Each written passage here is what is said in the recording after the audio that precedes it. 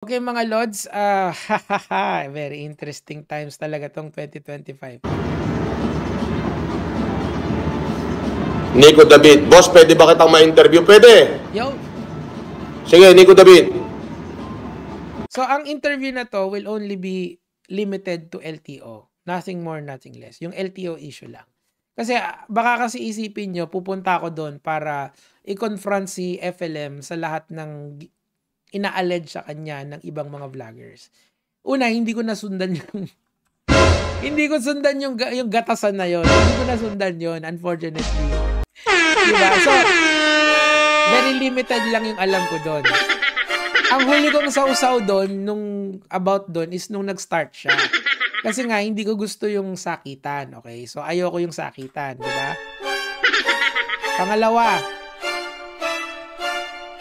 ayoko din yung, yun nga, yung sakitan, ayoko yun. Kung boxing, papawis, okay yan. May referee, pero apart from that, ayoko na yon. Ngayon, of course, pupunta ako doon para interviewin siya. Hindi para kung anong balugbugan yung iniisip nyo. Hindi ako ganon, okay? Baka kasi ang mangyari dito, isipin ni FLM na kakampi ko yung mga vloggers na bumabanat sa kanya. Independent body si Nico David. I work for what I know is true. The debunker is a lone wolf. Okay, parang pangit, parang mas maganda. Now, let's address the elephant in the room. Kasi nga, alam nyo na yung isa or dalawa or tatlo or limang mga vloggers na nag-content kay FLM may issue din sa akin. Okay? Meaning to say, hindi kami okay inside, outside, and inside of content creation. Meaning to say, whatever yung magiging usapan namin ni FLM, it's going to be independent sa kanila. Walang relation, okay? The only relation na meron kami, ako with other YouTubers na nagko-content sa kanya is once upon a time nag-contentan kami. And that's about it. And of course, what's happening outside of social media. Doon lang limited yon. Ang ayoko lang kasing mangyari dito, mag-back out to kasi itong mga tangang fans na magsasabi na eto si Nico David, kanya panyag mo yan. Hindi ba ako ang perfect na kausap niya if yung case ko is to be laid down. Pero again, I won't be biased towards him. I won't be biased towards other YouTubers. I am going to go there to seek the truth. Okay? Yun yung gagawin ko. Ngayon, ibig sabihin, limited lang yung pag-uusapan namin to the LTO topic. Maganda kong i-lay down to para mapanood niyo tong video na to. Okay? Para mapanood niyo yung video na to, may expectation sila kung anong klaseng YouTuber ako at saka kung anong klase ang mga itatanong ko sa kanya. Pwede na nilang paghandaan ahead of time kung gusto niya, ha? Kasi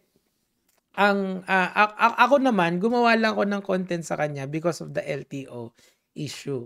That's it. Yung mga allegations sa kanya ng LTO. Hindi ako nag-a-allege nun.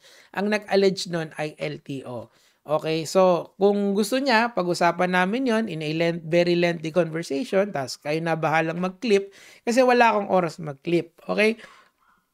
And after nun, of course, si Yusek Lacanilaw kasi, alam ko naman yan na galit ang mga DDS dyan. Hindi ko sasabihin sa inyo na wag niyong suportahan si FLM. Never kong sasabihin yon kahit kaninong YouTuber. Bahala kayo. Kasi nag-attempt na ako niyan noon sa ibang YouTubers na, kayo, ito yung sinusuporta yan kasi hindi man gumagana. So, bahala na kayo. Basta ako, nandito ako para mag-content. I will criticize, I will comment, I will debunk. That's all. Now, ano ba yung lalamanin ng interview? It's going to be just the LTO. Kasi marami siyang issue with other YouTubers. Problema nila yon. Ayaw kong panghimasukan yon. I'm too busy for that. Marami kong iniisip na kailangan kong gawin sa sarili ko. Sasawsawan ko pa ba yun? And napakatagal ng mga content na yun. It spans hours. Para siyang Netflix series. Wala akong oras na pang ganun. Kasi yung mga pinanonood ako sa sarili ko on my own free time. So, I am, FLM, I am neither your friend nor your enemy. I am just Nico David. For everyone else na kabif ko, hindi nyo ako kalaban. Hindi nyo rin ako kakampi. Okay? We are, minsan, nagtutugma yung opinion natin on others. Minsan naman hindi. Pero that does not make me your enemy. That does not also make me your friend. Okay? My friends, ayan, si Melo Yap, yan, kaibigan ko yan. Si Fiscal EJ, kaibigan ko yan. Yan si sino to? Si Gerald, si Comicsman. These are all my friends, okay? Pero outside of those content creators na nakakaroon kami ng parehas na opinion on some aspects, they are not my friends, okay? They are also not my enemies. We know each other. That's it, okay? Ngayon, si FLM naman, again, the interview would focus on the LTO. So, Nico David, debunk mo to. It's going to be just the LTO. Yung alam ko versus alam niya. Or kung may mali ako, edi correct niya. Kung tama ako, edi ko correct ko siya. Ganun lang kasimple yun. Now, again, uulitin ko, hindi ako makikisali dun sa ibang mga problems niya with other YouTubers. Okay? Nag-decide na ako long ago kasi nga, it's too much of a hassle para sa akin. Kasi ayokong mag-research ng ganong kahaba. Tapos ending, ang magiging content ko na lang ay si Francis Leo Marcos, Norman Mangusin, whatever name you wanna call him. Yes, ngayon kasi may issue sa LTO. Alam niyo naman ako, issue-based ako eh. Issue, hindi issue yung focus ko, hindi yung tao mismo, di ba? So, kung sila, may beef sila kay Norman Mangusin, FLM, sila yon, hindi ako yon, okay?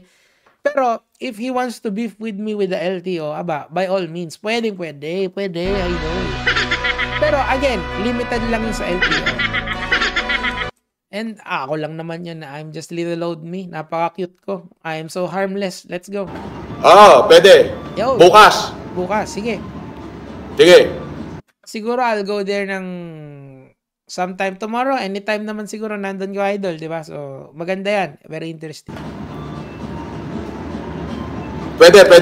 LTO lang to, idol. Wala na tayong ibang pag-uusapan na bawal ka mag-bring up ng kahit sinong YouTuber. Hindi rin ako mag-bring up ng kahit sinong YouTuber. Pero pwede mong sabihin lahat ng hinanakit mo sa akin kay Kanilaw at tatry kong i-defend yung position or sang-ayunan ka kung pwede, kung meron na. Pero wag mong isipin na this would be a FLM friendly interview. Hindi. Pero hindi ito debate anuhin ko lang liliwanagin ko lang kasi baka isipin niya magdedebate kami. It's going to be an interview. Pero I will challenge your positions. 'Di ba? Fair, 'di ba? At least alam mo yung dadanasin mo sa mga sasabihin ko, 'di ba? And it's good. Pwede nating i-live stream. Actually, mas gusto ko yung live stream para makita ko ng mga tao, 'di ba? Okay 'yon. Let's go. Or gusto mo sa platform ko na lang, pwede naman. Bukas. Okay.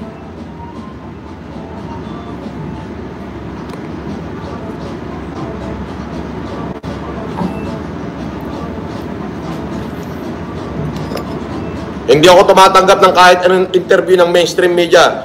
Pero pagbibigyan kita, sige. Hindi, kasi vlogger ako eh. Maraming salamat din kasi. Gusto ko yun. Vlogger kasi ako eh. Nagigets mo yung na pwede siya mag-freestyle dito, walang edit. Ila-livestream natin, idol, para fair sa'yo. Lahat ng tanong ko, kita ng tao, may transparency tayo on the LTO issue, ha? Ibig sabihin, kung yung mga beef ko sa ibang tao, wag nyo nang asahan na iba-bring up yun doon. Shit ko. Shit niya. Gets? LTO only. Okay? Para lang clear kung ano yung ipupunta ko dyan. Kasi nga, hindi ko na rin naman nasundan yung mahabang gatasan na yon. So, wala ako sa posisyon para kumprontahin siya doon. Pero, to be fair sa kanya. Maganda siguro sa Newport na lang natin gawin, na idol. Doon sa 5th floor. Kasi sa 5th floor kasi parang, ewan ko kung buhay pa yung spa doon eh. May spa doon na parang may waiting area doon na tahimik lang talaga. So, pwede doon kung gusto mo doon. Dadaling ko yung vlogging camera ko. You can live stream it kung gusto mo. Para walang edit. Ibig sabihin ba, 100% kung ano yung dumating, kung ano yung nasabi, yun na, wala nang bawian. Maganda yon, di ba? Wala nang edit, upload na lang. Actually, okay sa akin yon kasi wala naman akong editor. Walang editor na mag-i-insert ng kung ano-anong meme sa sa mga videos ko, 'di ba? Maganda 'yon. Para neutral grounds tayo. 'Di ba? Para fair sa iyo, fair din sa akin, and fair din sa mga nanonood sa atin, 'di ba? I'd like that. Again, but it is only limited to the LTO issue. Okay? Nothing more, nothing less. Kasi nga, ulitin ko, hindi ko nasundan yung gatasan na mahaba na yon. So, wala ako sa posisyon para tanungin siya about doon. And of course, may legal ka na yata doon sa iba na yon, so let's leave it to the courts. Pero pagdating dito sa LTO issue, I'd like to, challenge your positions on some aspects. Okay? Okay ba yun? So, yun lang naman po yung sa akin for today. Ibang content naman tayo mamaya, gege mga lods.